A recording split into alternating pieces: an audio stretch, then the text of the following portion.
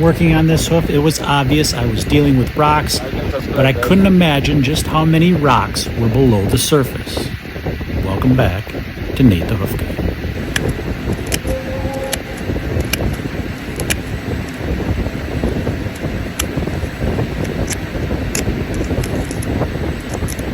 Once one rock makes its way into the white line, it's easy for others to follow, and they continue to work their way underneath that sole until they have underrun it.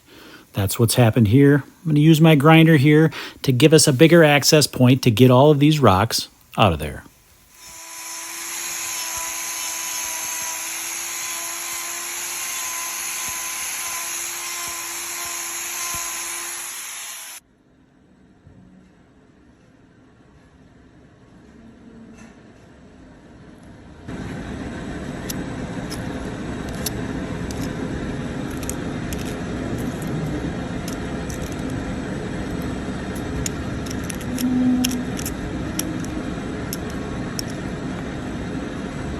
Well, there's two, but there's many more to come.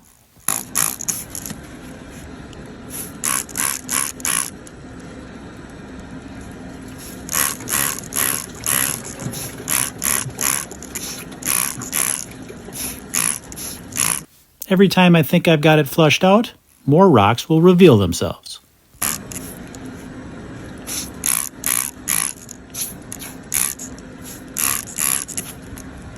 As I continue to trim, I can feel more coming in contact with my knife blade.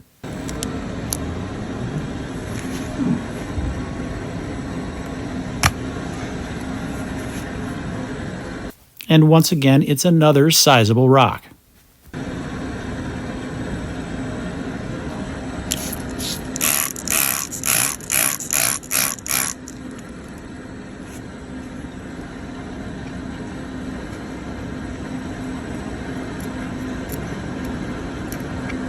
Maybe this rinse will finally do it, but I think we all know that is not the case.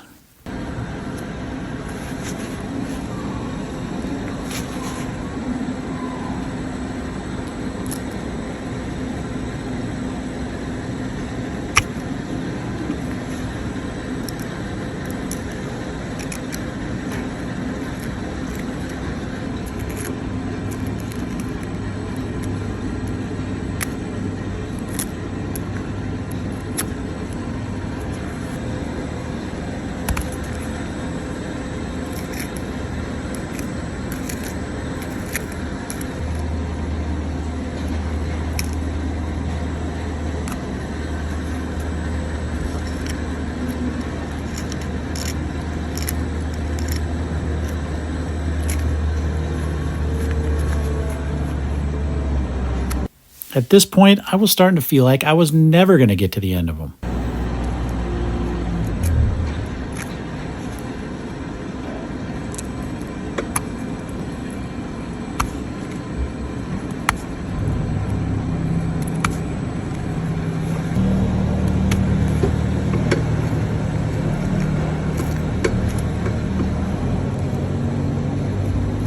Now, I'll bet you're thinking to yourself, those rocks have got to be doing a number on those hoof knives. And they do, but there's really no way around that, and that's why I carry multiple knives with me each day, dealing with rocks and sand and things like that. They're going to get dull, just switch those knives up and move on.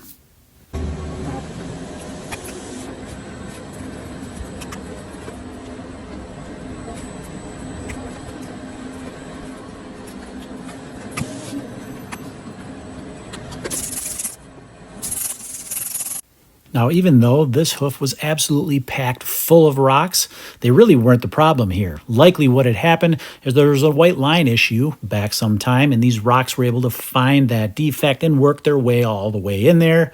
Really, for the most part, this hoof is sound. There is a new layer of hoof horn there. There was just one small area of openness, so we did put a block on that other claw, and then we cleaned this area out really well and treated that one small little area with some salicylic acid and gave her a wrap, and that was going to be it. Just a little few touch-up trims here is all we have left to do, and this girl is going to feel a whole lot more comfortable. As always, guys, thanks for watching, and we will see you all on the next one.